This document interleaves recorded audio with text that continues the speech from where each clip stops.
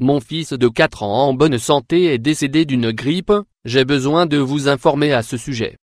L'année dernière, la grippe a tué environ 13 000 personnes dont 15% avaient moins de 75 ans. Véritable maladie saisonnière, elle touche la population par pic d'épidémie. Les enfants atteints de la grippe sont plus généralement admis à l'hôpital que les personnes d'âge moyen, 15-64 ans. Cela s'explique par leur vulnérabilité face à ce type de maladie.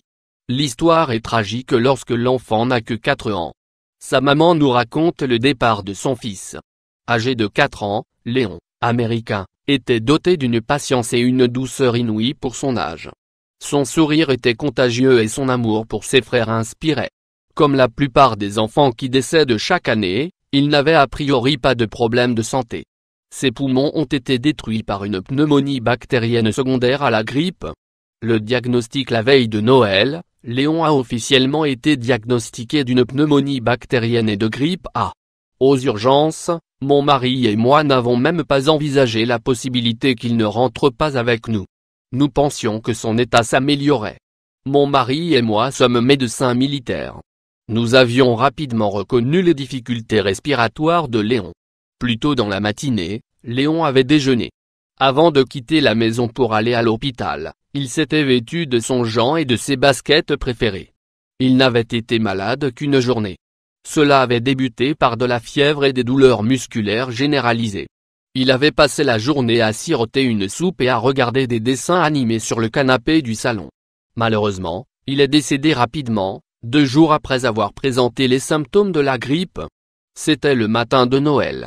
Mon fils de 4 ans en bonne santé est décédé d'une grippe, un départ soudain même si Léon n'a pas réagi face à l'escalade des soins médicaux. En tant que mère, il m'était impossible d'envisager sa mort. Rien ne peut vous préparer à perdre votre enfant.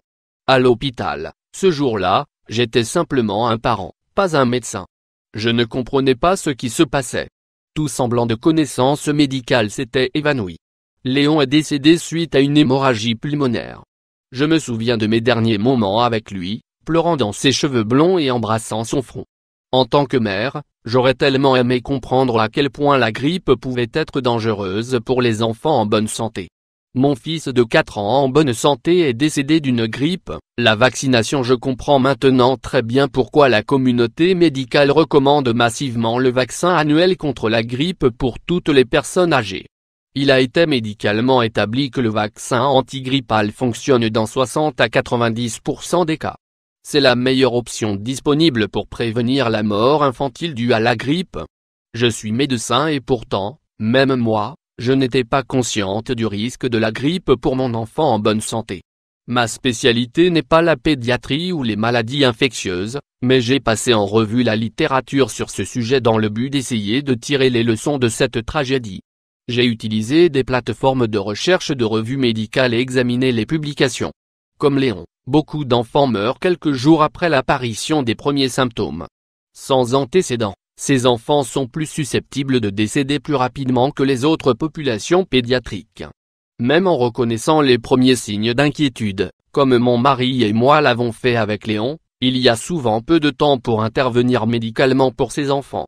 L'année dernière, si j'avais vu une histoire comme la mienne, j'aurais eu un regard différent. Les mois d'automne et d'hiver sont particulièrement difficiles car notre temps et notre énergie sont soumis à rudes épreuves, notamment à l'approche des fêtes. En tant que mère, nous devons nous entraider pour partager les informations qui nous permettent de protéger nos enfants.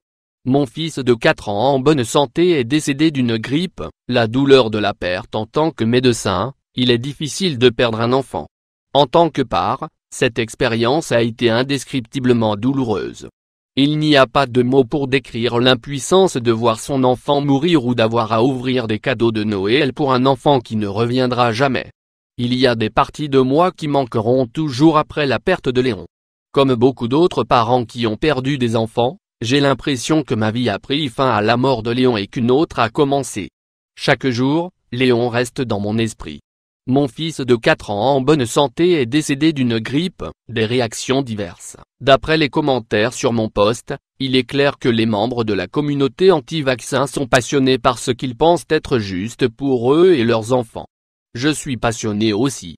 Avec Internet, vous accès à beaucoup d'informations sur la santé et le bien-être. Cependant, j'ai choisi de faire confiance aux recherches de la communauté médicale. Personnellement, je ne pense pas qu'il faille mieux laisser la santé de mes enfants aux bons soins de ceux qui n'ont pas les qualifications requises pour donner des conseils médicaux. Les mêmes médecins qui recommandent le vaccin contre la grippe sont ceux qui s'occupent de mes enfants quand ils sont malades. Mes collègues médecins, ceux qui me sont venus en aide depuis que j'ai perdu Léon, sont les professionnels de la santé qui ont formulé cette recommandation. C'est là que je place ma confiance. Et vous? La saison hivernale arrive. Pensez-y.